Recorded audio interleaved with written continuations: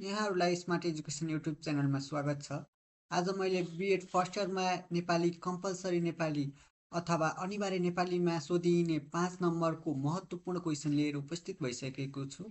र यस 5 नम्बरको क्वेसनमा रहेको छ एउटा स्तम्भ चित्र र त्यसमा आफूले तल अनुच्छेद बनाएर लेख्नुपर्ने हुन्छ र अर्को क्वेसन रहेको छ अनुच्छेदमा दिएको डाटाहरूलाई आफूले स्तम्भ चित्रमा देखाउनु पर्ने हुन्छ। र यो 2081, 2080, 79 प्रत्येक क्वेसन पेपरमा सोधिएको हुन्छ र यो 5 मार्क्सको रहेको छ। र यसको क्वेसन पढौँ है त। तलको तालिकामा नेपालको राजधानी काठमाडौँबाट सार्कका सदस्य राष्ट्रका राजधानीका दूरी प्रस्तुत गरिएको छ। यो तालिकाको सूचनालाई अनुच्छेदमा रूपान्तरण गर्नुहोस् भनेको छ। र फर्स्टमा रहेको छ भुटान, बङ्गलादेश, भारत, पाकिस्तान, अफगानिस्तान, श्रीलङ्का, मालदिभ्स। र यसमा सार्क सदस्यको राष्ट्रको राजधानी र काठमाडौँको तिनको दूरी भनिरहेको छ। र यसमा सबभन्दा धेरै कुन किलोमिटर धेरै छ भनेर आफूले सबभन्दा पहिला छुट्याउनु पर्ने हुन्छ।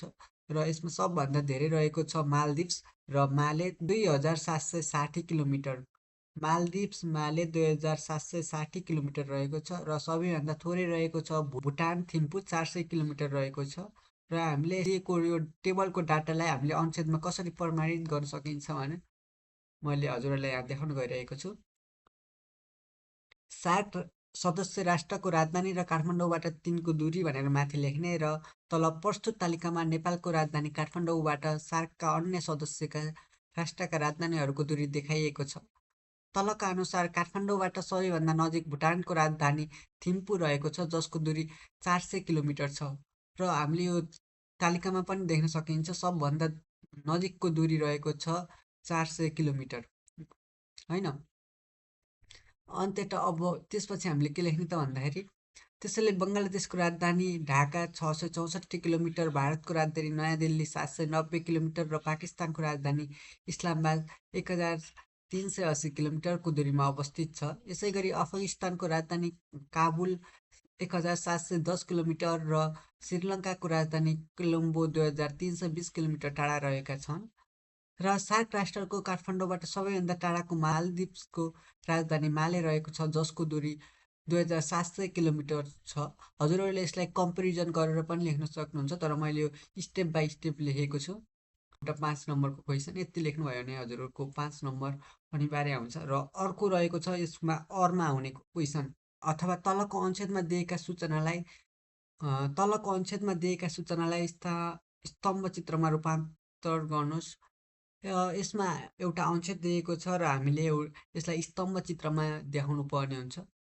र यसमा रहेको छ डाटाहरू, विभिन्न डाटाहरू रहेको छ जस्तै श्री भगवती मावि खोटाङमा विगत 5 वर्ष याद विद्यार्थीहरूको भर्ना दर उच्च देखिँदै आएको छ। 2066मा यस विद्यालयमा 550 रहेको छ।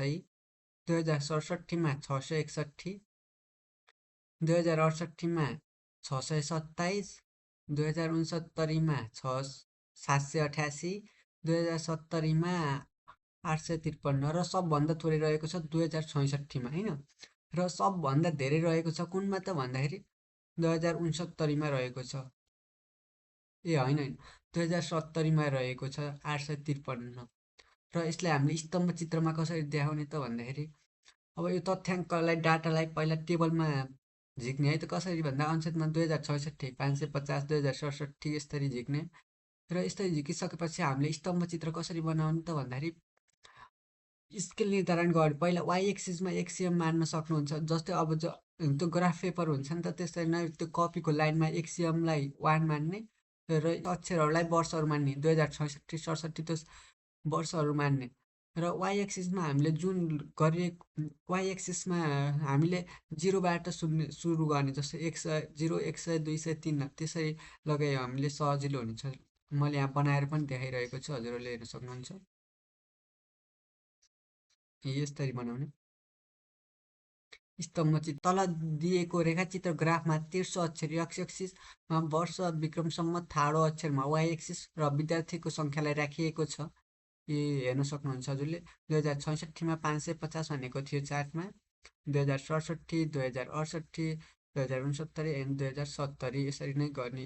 यो भयो एक्स एक्समा वर्ष यो भयो, एक्स एक्सिसमा वर्ष भयो यो, र यो वाइ एक्सिसमा विद्यार्थीको सङ्ख्या र यो विद्यार्थीहरू। ल यति गर्नुभयो भने हजुरको 5 नम्बर फिक्स आउनेछ। र thank you for watching video. हजुरहरूलाई भिडियो राम्रो लागेमा भिडियोलाई लाइक, सब्सक्राइब एन्ड कमेन्ट गरी च्यानललाई सपोर्ट गरिदिनु होला। हस्, thank you for watching video. By.